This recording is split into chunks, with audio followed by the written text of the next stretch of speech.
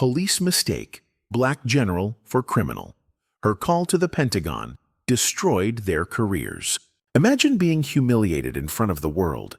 You've served your country for over 2 decades, earned every rank, every medal, and yet one simple stop at a gas station changes everything. Tucked away in the quiet backroads of America, Tarrant was just another sleepy town. But for Lieutenant General Lila Green, it would become the site of the most outrageous mistake the police would ever make. One call from her was all it took to destroy their careers and expose the ugly truth behind the badge. What happened next shocked not just a town, but an entire nation. You won't believe what happens next. Stay with us as we take you through the shocking turn of events that led to one woman's fight for justice. A fight that not only changed her life, but also shattered the careers of 2 cops who thought they were above the law. Hit subscribe, like, and comment because you won't want to miss the truth behind this powerful story of revenge, redemption, and real change. Lieutenant General Lila Green wasn't just another officer in the military. She was a force to be reckoned with, a leader who had fought her way to the top in a system where few people looked like her. For over 2 decades, she served in the U.S. Army, earning the respect of those who knew her, but never fully escaping the weight of the whispers that followed her everywhere. The whispers that said she didn't belong, that a woman like her, a black woman, could never rise so high without help. She'd been fighting her whole life, not just on the battlefield, but for recognition, for equality, for the right to be seen.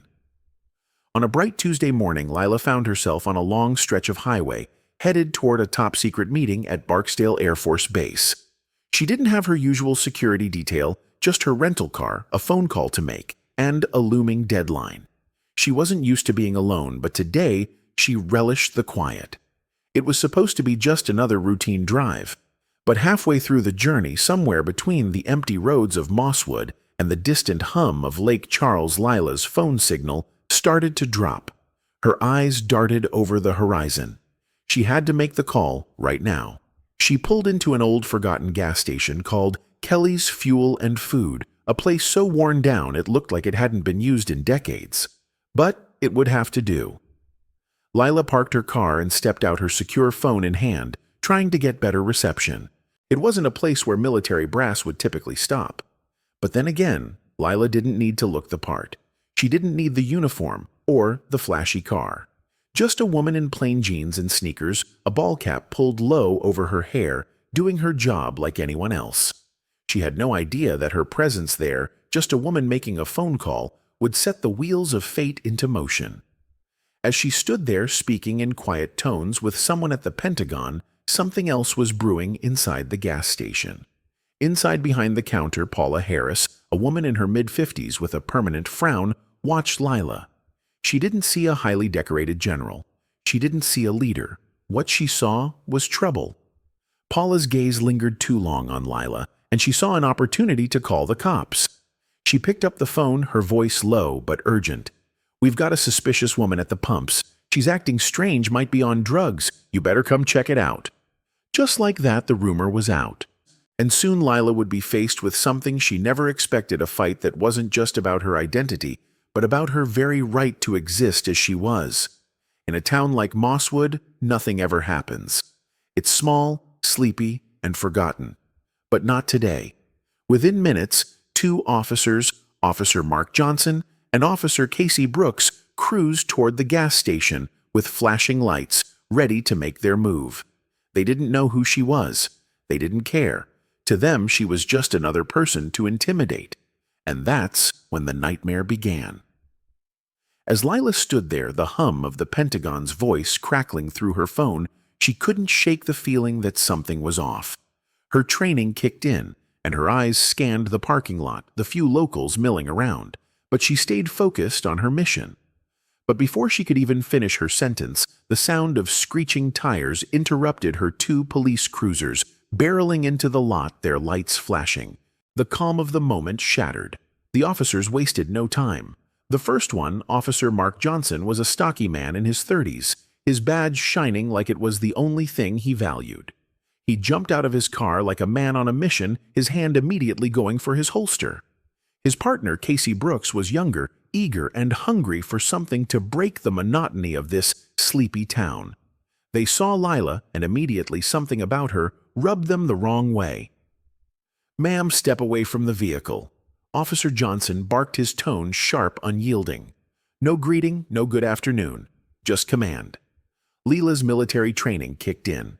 She kept her hands visible, calm, her voice steady. "Good afternoon, officers. How can I help you?" She didn't flinch. She didn't move. Her military ID was tucked safely in her jacket, but she knew how these situations could escalate. "I'm Lieutenant General Lila Green," she said, each word measured.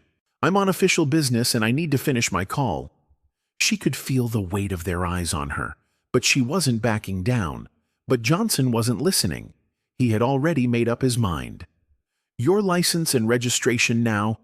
He demanded, his voice carrying an edge of suspicion that felt personal. He wasn't looking at her credentials. He wasn't even bothering to consider her words. His hand hovered over his gun, a silent threat in the air. "My ID is right here," Lila replied, stepping slowly toward her back pocket. She was calm, but inside her gut was churning. She pulled out her military ID and extended it toward him, her fingers steady. For a brief moment, Johnson glanced at the ID, then tossed it onto the hood of the car like it was a piece of trash. "This is fake," he said flatly, dismissing her in a way that cut deeper than any physical blow. Lila blinked, stunned, but she didn't show it. This wasn't just an ordinary traffic stop. This wasn't about a license or a registration. It was about something deeper, something ingrained in their minds. The way they saw her, the color of her skin. "No, sir," Lila said, her voice now more firm, more commanding. "That is my official ID. I'm an officer in the U.S. Army. Please call your supervisor." But instead of stepping back, Officer Brooks, younger and eager to prove himself, scoffed. "General, huh? You really expect us to believe that—" Lila's heart raced, but she kept her composure. "I assure you I'm not lying. This is my official ID. Please call your supervisor right now." Her voice, though measured, was growing harder, the weight of her words cutting through the air between them. And yet, it didn't matter. It didn't matter who she was. It didn't matter what she said. They had already decided. They had already placed her in a box. A woman. A black woman. She was nothing more than an outsider to them.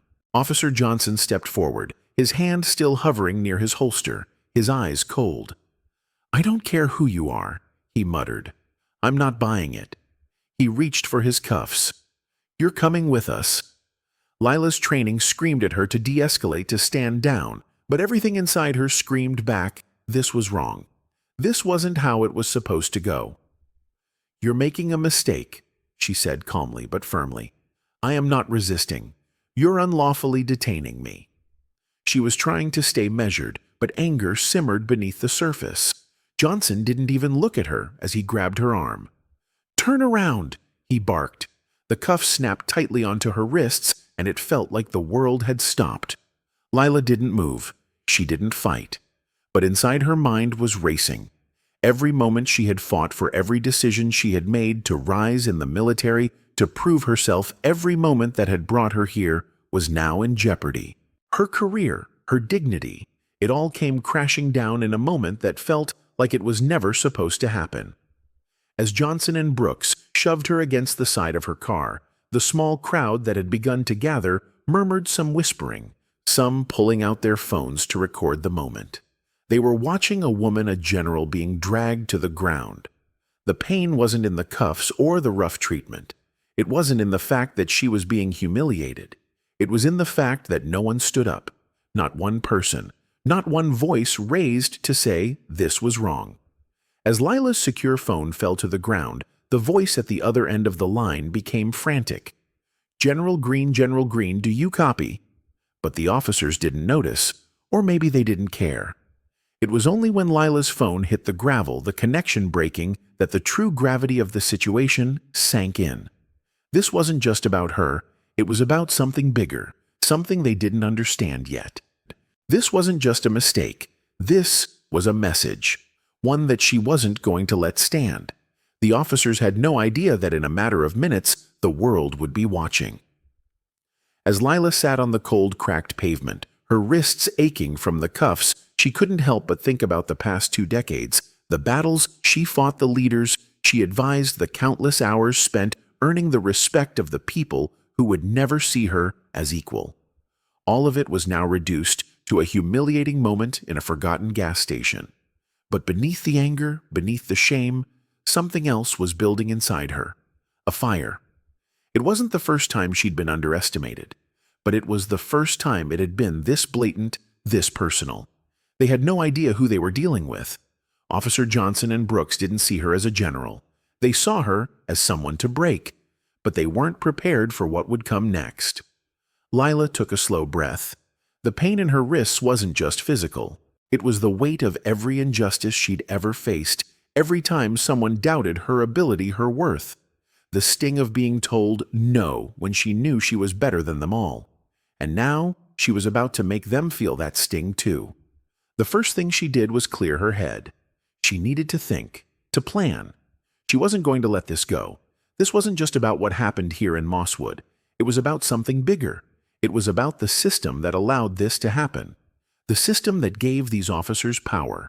And it was time to take that power back. In the back of her mind, she could already feel the gears turning, the plan forming. It wasn't going to be quick. It wasn't going to be a loud explosion. It was going to be a strategic, deliberate strike, the kind that would leave them reeling. Lila's phone, shattered on the pavement, had lost the connection, but she knew her team at the Pentagon wouldn't be far behind. She had no doubt they'd be tracking the situation, but she needed to act fast. Time was running out. As she sat there, a crowd began to form. The small town of Mosswood had never seen anything like this. People were pulling out their phones, recording every second of her humiliation. But what they didn't know was that Lila wasn't going to let this be her legacy. No, this moment would change everything. They had no idea that the footage they were recording would soon become their downfall. The local police had made their move, but it was the Pentagon that would get the last word. Lila's mind was already racing through her next steps. She had the evidence. The officers hadn't just humiliated her, they'd broken the law, and she wasn't going to let them get away with it. In the few seconds that she had, while the officers were distracted by the growing crowd, she quickly calculated her options. Her phone might have been useless for now, but there was something more powerful than a broken device. The Pentagon.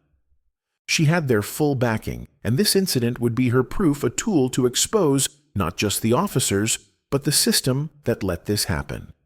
With every passing second, her confidence grew. As Officer Brooks started talking into his radio, Lila's hand moved discreetly toward her hidden pocket, where she kept a secondary phone. This one was still working. She activated it with precision, and within seconds, she had a message typed out, ready to be sent to her contact at the Pentagon. The message was simple, but devastating. "They've made a mistake. Get ready." That was all she needed.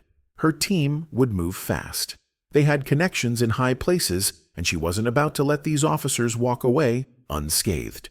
Not when they had stripped her of her dignity. Not when they had tried to break her. In that moment, as the officers turned their attention toward the growing crowd, Lila's thoughts were already on what was next. The plan was already set into motion. She wasn't going to sit idly by and let this pass. She would make sure that Mosswood and the world knew the truth.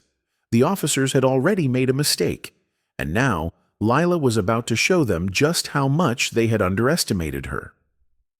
The moment the officers turned their backs to manage the growing crowd, Lila's body was still, but her mind was a whirlwind. She could feel the heat of the phone burning against her skin, the weight of what she was about to do settling in her chest. But there was no turning back now. Her plan was already in motion. In the span of just a few seconds, Lila hit send on the message. The words, simple yet precise, were now racing through secure military channels. Her team at the Pentagon wouldn't just respond, they'd react with the speed of a strike force. They had already been watching. They were already moving, and she knew that when the time came, they would be there. But she needed more than just a military response. She needed to make sure the world saw what was happening here. Behind her, the crowd continued to grow. Whispers, murmurs, the flashing of camera phones. Leela felt like a specimen on display. But she wasn't just a woman being humiliated. She was about to turn this spectacle into her weapon. Officer Johnson and Officer Brooks, too, caught up in their own sense of power, hadn't even noticed the shift in momentum. They were still focused on asserting control over Lila, but she wasn't their prisoner. She was a general, and they had just made their biggest mistake. As the crowd's whispers grew louder, a sense of danger began to settle over the officers. They were no longer just making a routine stop. They were starting to see the weight of their actions. But they still hadn't realized just how badly they had miscalculated. Then Lila stood up slowly, her movements deliberate and calm. Her hands, still cuffed behind her back, were now the only things holding her in place, but her mind was free. She wasn't looking at the officers anymore. She was looking at the camera phones, at the world that would soon be forced to see the injustice unfolding. The officers tensed. They were starting to feel the pressure, but they didn't know it yet. They didn't know that Lila had already planned her next move. She didn't need to shout. She didn't need to fight. What she did next was quiet, but it was devastating. With a controlled breath, Lila turned to face the crowd, her eyes locking onto the closest camera. In a flash, she grabbed the phone of a bystander who had been recording. Without a word, she swiped the phone from his hands and held it up to the camera. Her face, steady and unwavering, was framed in the lens. And just like that, she sent a message. A military message, but it wasn't just to the Pentagon anymore. It was to the world. "You're watching a crime," she said, her voice calm but cutting through the air like a blade. "What you see here is not just a wrongful arrest. This is an act of systemic failure. They thought they could get away with it, but they won't." In that moment, everything shifted. The crowd went silent. Phones were still. The officers exchanged nervous glances, realizing the cameras weren't just documenting, they were exposing. What started as a simple local interaction was about to become something bigger, something they couldn't control. Leela stood her ground, the cuffs digging into her wrists, her face expressionless, but her eyes burning with the fury of 1,000 unspoken words. She knew it wouldn't end here. This wasn't just about the officers, it was about what they represented, the unchecked power of a broken system. A system that had let them abuse their power for far too long. As the minutes passed, the tension built. It wasn't just the officers now, it was the whole town, and soon the entire world that would be forced to reckon with the truth. In the distance, Lila could hear the sirens wailing. The backup she had called in from Barksdale was finally arriving. The first of the SUVs rolled into the lot, tires screeching. The officers didn't know what was coming, but Lila did. The SUVs stopped. The doors swung open, and out stepped men and women in uniform, moving with military precision. They were from Barksdale Air Force Base, and they weren't here to negotiate. They were here to end this. Leading them was Lieutenant Colonel Derek Mosley, a man Lila had known for years. He didn't need to ask questions. He didn't need to hear the story. His eyes locked onto hers, and he knew what had happened. He crossed the parking lot in long, measured strides, his expression stone cold. "General Green," he said, his voice steady, but with a hint of recognition. "Are you injured?" Lila shook her head once. "No, Colonel, but they are. Their careers are." As the Air Force officers quickly surrounded her, positioning themselves between her and the Mosswood cops, it became clear to everyone there this was no longer about an arrest. This was about accountability. Lieutenant Colonel Mosley turned to the local officers, his face impassive. "You are hereby ordered to stand down," he said, his voice carrying the weight of authority. "Pending federal investigation, any further actions on your part could be construed as obstruction of justice." The officers, still processing, stammered. "We didn't know who she was." Johnson muttered, his voice weak. "That's not an excuse," Mosley snapped, cutting him off. He turned to Brooks. "You saw a black woman on the phone and made a choice. That's going to follow you for the rest of your life." The words hit hard. The truth hit harder. As the Air Force officers escorted Lila to the waiting SUVs, she didn't feel the need to look back. The fight wasn't over, but the power had already shifted. Naomi Green's mission wasn't just to survive this moment. It was to make sure the world remembered. And the moment the doors of the SUVs closed behind her, the real battle was just beginning. As the SUVs sped away from Mosswood, Lila didn't look back. The crowd still lingered behind whispering filming, but now it was too late. The officers who thought they were untouchable were already realizing the gravity of their mistake, and the world was about to see just how deep the rot ran. By the time the convoy reached Barksdale Air Force Base, Lila was already processing what had happened. The adrenaline was wearing off, but the satisfaction of the moment was just beginning to settle in. She knew this wasn't about her anymore. This wasn't just about her humiliation. It was about sending a message to everyone who had been silenced, dismissed, or underestimated. Back in Mosswood, the fallout had already begun. The video of the incident went viral within hours. No longer just a local problem, it had exploded across news outlets, social media platforms, and even the streets. People from all walks of life were watching, sharing, commenting. The truth had been exposed in ways that could no longer be ignored. The two officers, Johnson and Brooks, were no longer just names, they were symbols of everything wrong with a system that had let power go unchecked for so long. The Mosswood Police Department scrambled to make a statement, but it was already too late. Chief Greg Henderson, a man whose face had rarely seen the light of national attention, was suddenly thrust into the spotlight.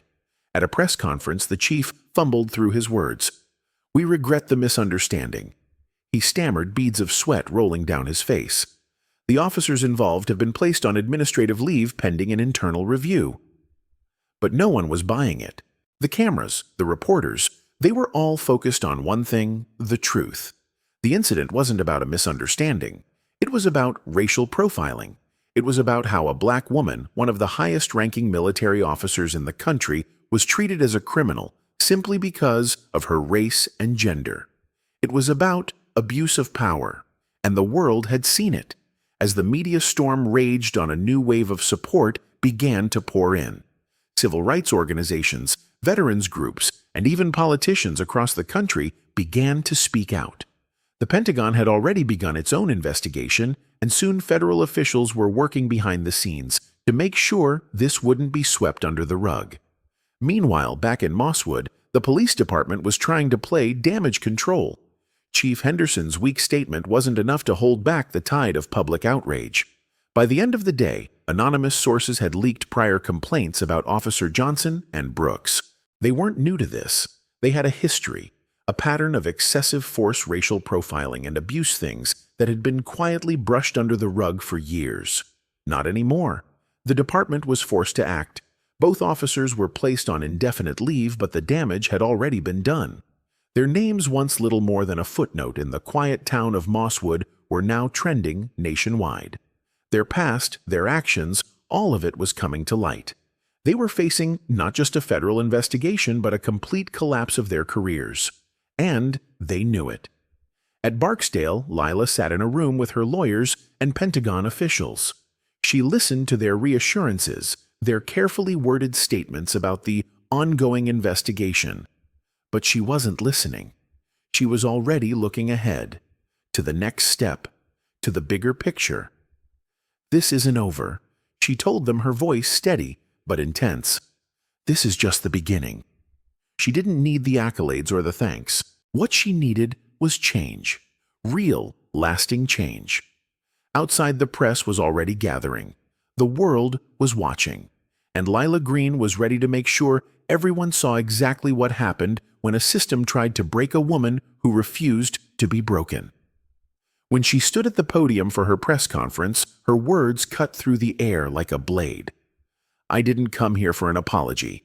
She began, her voice firm, unwavering. "I came here because silence is not an option.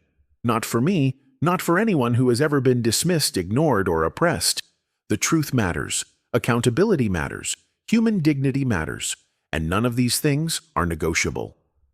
The crowd shifted. It wasn't just her words, they were a declaration. A call for justice. And in that moment, Lila Green wasn't just fighting for herself. She was fighting for every person who had ever been marginalized. Every person who had been treated as less than.